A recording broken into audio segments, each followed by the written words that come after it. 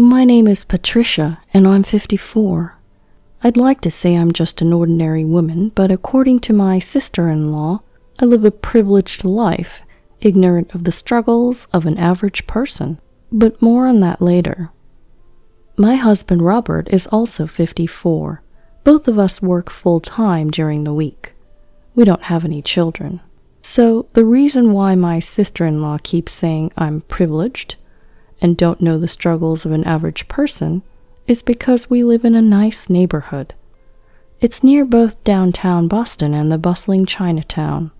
And of course, it's within walking distance to the local subway station. My grandfather built a house on his land, which my parents inherited, and when they passed away, my husband and I gave up our apartment and moved in. Now, this sister-in-law who keeps calling me privileged is 46, 8 years younger than me. She often visits our place. Leaving her husband and their 12-year-old child at home, she travels 2 hours from her home to visit us, at least once every 3 months over the weekend. She seems to love downtown Boston. My sister-in-law is 8 years younger than her brother. Robert was in elementary school when she was born, and he says she was a tiny, adorable baby.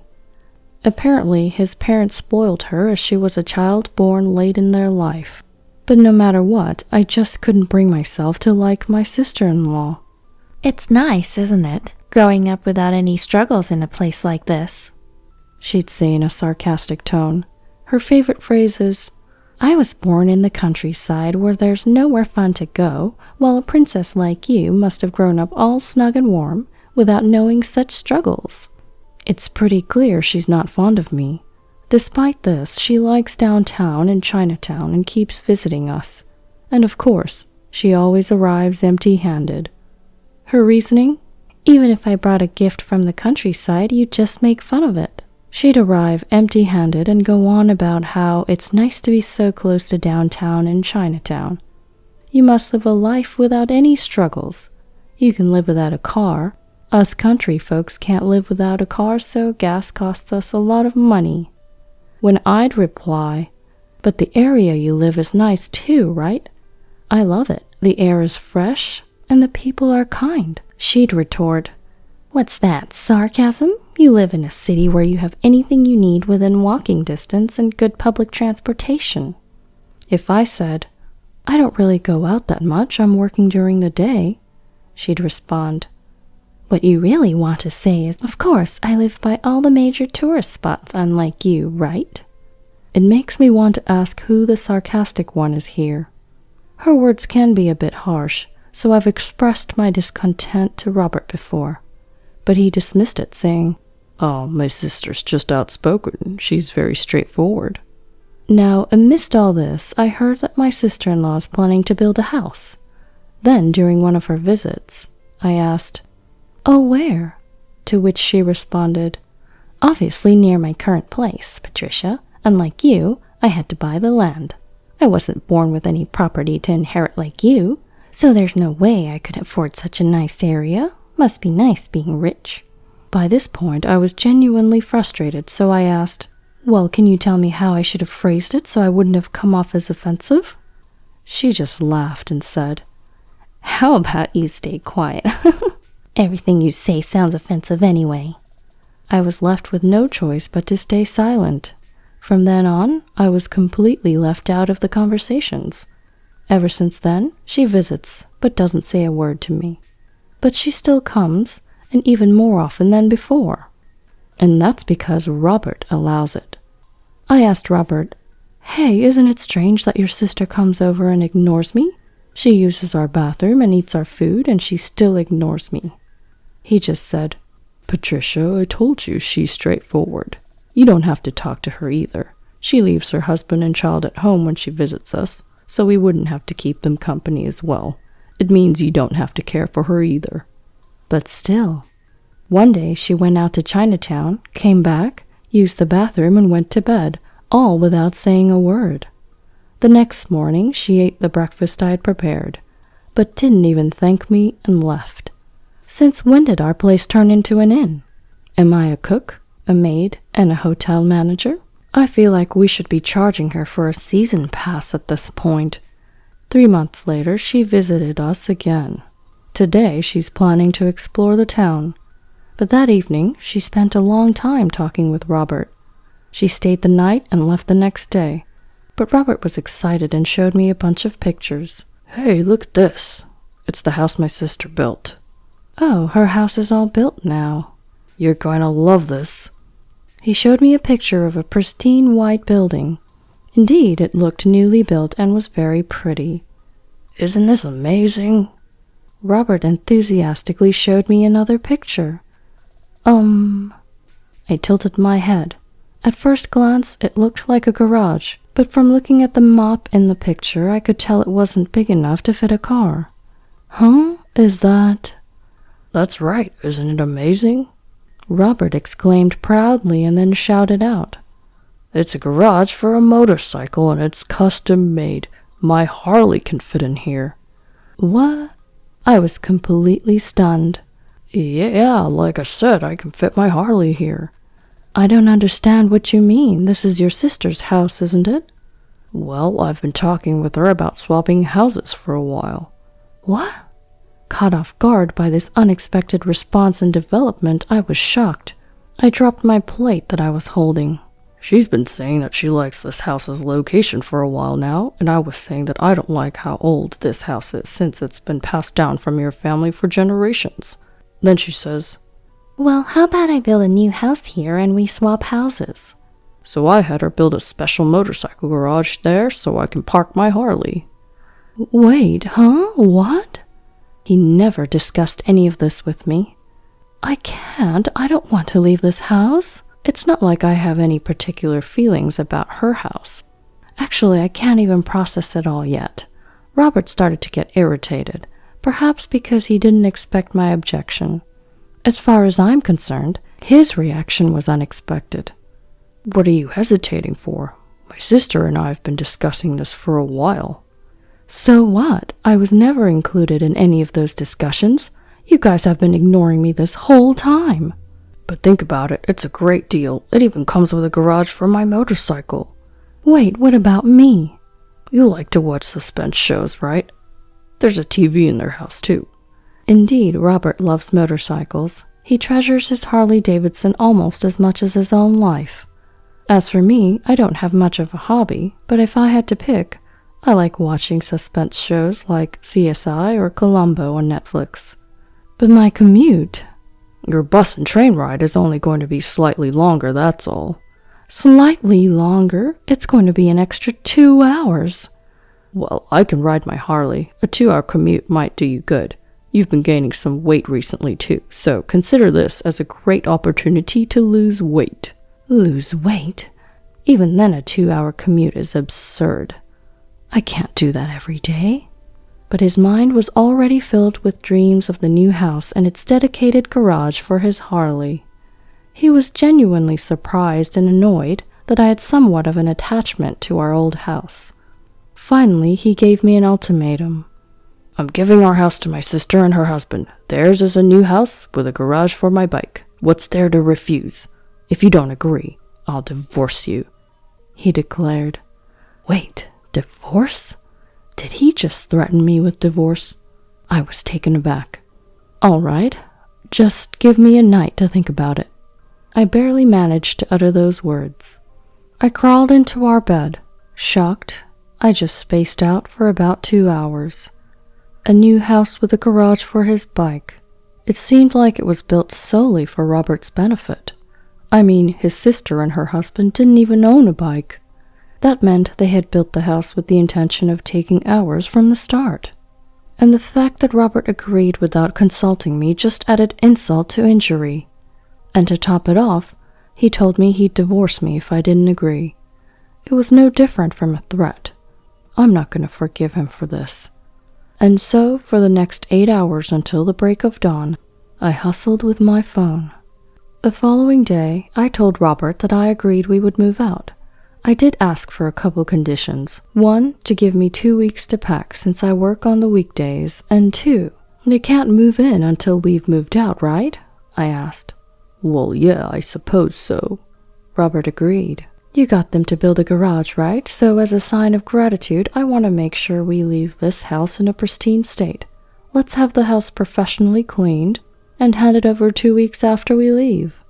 Robert agreed to this as well. Satisfied, I called 2 places while Robert wasn't around.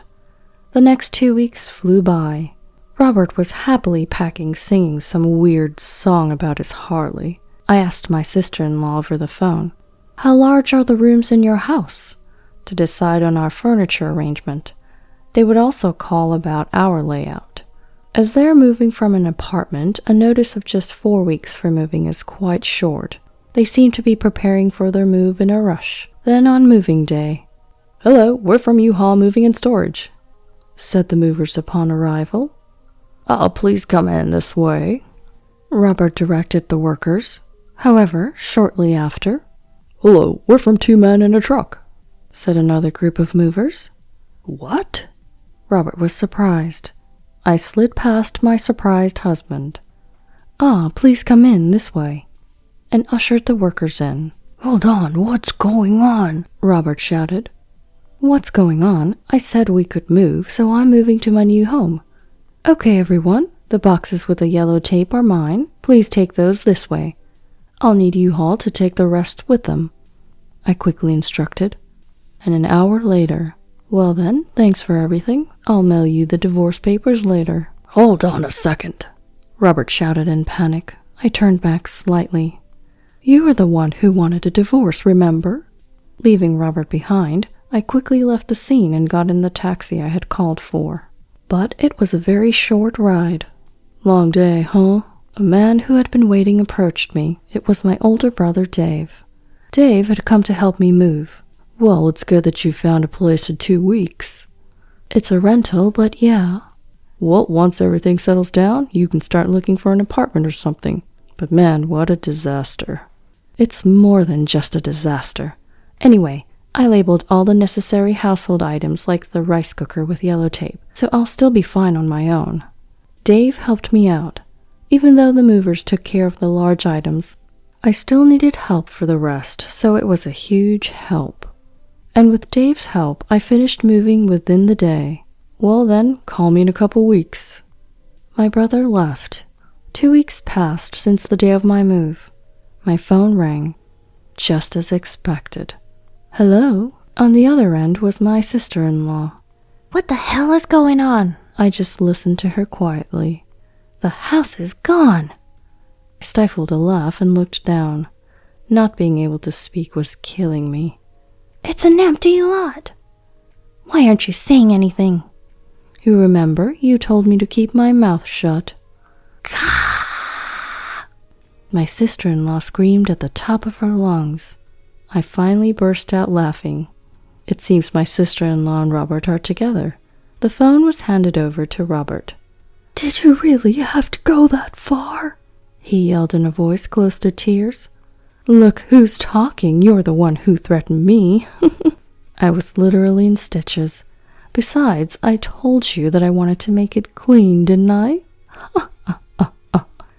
"Your idea of clean is way off." "It's the ultimate state of clean, a fresh start." Robert was clenching his fists in frustration. "Anyway, come over now so we can talk." "There's nothing I need to talk to you about." "If you refuse, I won't sign the divorce papers." "You remember, the day I refused to leave the house, you threatened to divorce me. Look at how quick you've changed your mind." "Shut up." "All right, I'll go to your place, but I'm too scared to go alone, so I'll bring someone with me." And so I contacted my brother. "Is this my cue? Here I come." What a reliable brother he is. "Thank you all for gathering today." My sister-in-law's husband, who I hadn't seen since the wedding, began as if initiating another wedding ceremony. My sister-in-law's husband seemed timid. Me, Dave, my husband, his sister, and her husband all took seats around the table in my husband's new home. We couldn't have children present with us, so we had them in the room next to ours. However, the atmosphere in our room was tense. My sister-in-law had come here high-spirited, but was stunned when she saw an empty lot where the house was once built. But since they had already ended the lease of their apartment, they couldn't go back. In a rush, He had the movers bring all of his stuff into his sister's newly built house. As a result, there were 2 of everything, 2 cabinets, 2 tables, which made the space incredibly cramped. I was shocked to see everything in doubles. It was like a broadcasting accident you'd hear about on TV. Seriously, why would you take the place down? You took it too far. That's right, just because my sister is laid back and you're the sensitive type, doesn't mean you can do this to her. How low can you be? Robert and his sister were yelling their heads off. I laughed. I inherited that land and house. It was originally my grandfather's, so I can do whatever I want with it. What? My husband was taken aback, and my brother then chimed in. Basically, that land and house were inherited by Patricia, so they're her individual property and don't fall under marital assets. In other words, you, her husband, don't have the right to decide whether to give them to your sister or anything like that. Huh? What? My sister-in-law and husband were left speechless by the unexpected turn of events. Well, then you could have told us that first. Then it would have been all fine. Well, then you could have told us that first. Then it would have been all fine. Typical Robert and Patricia, always on the same wavelength. So I guess we're now shifting blames. We were silenced too, we protested. You threatened me with divorce and told me not to talk to your sister, so I couldn't say anything. Patricia was being threatened with divorce, and you wouldn't even let us speak to your sister. What else could we have done? We tagged up as siblings and questioned them. So I decided to sell the property. The house was too big for me to live by myself anyway. The truth is, the next day after I was threatened with divorce, I made 2 phone calls. One was to Dave, and the other was to a demolition company. They said it would take 10 days to demolish the house. It takes my sister-in-law about 2 hours one way, 4 hours round trip to get here. If she was given short notice for the move, she would have been too busy packing to make the trip. The same goes for my husband, who moved to a newly built home near his sister's apartment, and thus our reprisal was set in motion. Their new home was nothing but an empty lot. Enough is enough. We've lost our home, you know. Not only that, but we had to move twice, because we temporarily moved into Robert's house when we found out our house was gone, which doubled our moving costs. Do I look like I care? You should be thankful you're not being sued for trespassing on my property. You couldn't move in because it was razed to the ground, so you dodged a bullet. Ha ha ha ha ha ha. I couldn't help but laugh. Then I said to my husband, "Do you really think a woman who nags about every little expense is laid back? You're really funny." Dave chimed in. "Being dismissive of others doesn't make you laid back, it only makes you shallow." Does that mean you didn't have Patricia's permission when all this moving business started?" My quiet brother-in-law finally spoke up. "That's right, she told us to shut up, and my husband threatened me. They just went ahead and got all excited on their own." I revealed everything. Then the usually timid brother-in-law started to shake with anger. "Hey, what the heck were you thinking? You've been wasting money in Boston and Chinatown for the past 3 months. You left me and the kids while you went on a shopping spree. And since you've decided to live there, you said you didn't need a car anymore and sold it. We can't live without a car here, but this house only has a motorcycle garage. Do you not realize how you screwed everyone in your family? Well, what's gotten into you?" My sister-in-law was clearly shaken. I suppose she had never seen him this angry before. "Patricia," my brother-in-law continued, "this one here, she told me, 'I'm going to take my brother's house and move. If you disagree, I'll divorce you.'" "What?" It's surprising how much brothers and sisters can think alike. I was genuinely about to burst into laughter. I knew my stomach was going to be all sore tomorrow from laughing too much. But since I'm a software engineer who can work from anywhere, and I thought it would be sad for the kids if their mom wasn't around, I agreed to her demand. But now that things have come down to this, I realized how my wife's selfishness could hurt my whole family. Besides, what you said earlier about Robert's statement, that woke me up finally. He then took a deep breath and, looking at his wife, said, "You threatened me." And finally he said, "Well, it's over for us too. I will protect and raise the kids. I'll go along with your threat as if it were a proposition." Well, now it's my turn. Looking at my husband, I also delivered the final blow. Robert, I'll also accept your demand as a proposition. We are truly finished now. Goodbye. Oh, hold on. If I lose the house, that means the situation has changed, right? Exactly. The situation has changed, so it's not fair to cut us off like this. The siblings both started shouting. I just brushed them off with my brother-in-law. You guys created this ridiculous situation, got all excited, and now you're just back to where you started, said my sister-in-law's husband. After that, my sister-in-law's husband and I each hired a lawyer, and each pursued a mediated divorce. The newly built house that my sister-in-law had built was apparently going to go to her husband, along with custody of the kids. My sister-in-law, who was a spendthrift, and always out and about, always left the kids' care to her husband, even on weekends, and her kids indeed felt distant and lonely. But now that they're living with just their father, they said they're happier now, since they know their father will always be there for them.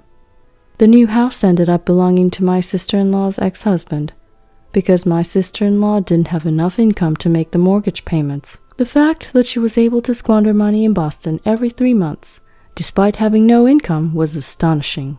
In the end, her splurging habit didn't change, and I heard she was buried in debt. The motorcycle garage was going to be torn down to be converted into a parking lot.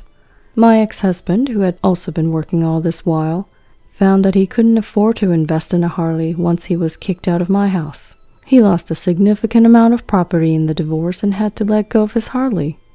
Losing his Harley and his hobby, he vented his frustrations on the lawyer and ended up drowning his sorrows in alcohol. I turned the vacant lot where my house used to be into a parking lot. It's close to Boston and Chinatown, so I was able to charge a high price for parking, and that became a steady income. With that as my starting capital, I ended up buying an apartment. It's a 1-bedroom apartment, but it's quite cozy. I sat in front of the big screen TV with a smirk on my face. My favorite show, CSI, Crime Scene Investigation, is on. Here's my moment to watch it with a beer in hand, uninterrupted. It feels amazing. I took a bath, and I have the ultimate combo. No makeup, pajamas, beer, big screen, CSI. I've got my nuts and snacks, and I'm sinking into the couch as I press the power button on the remote.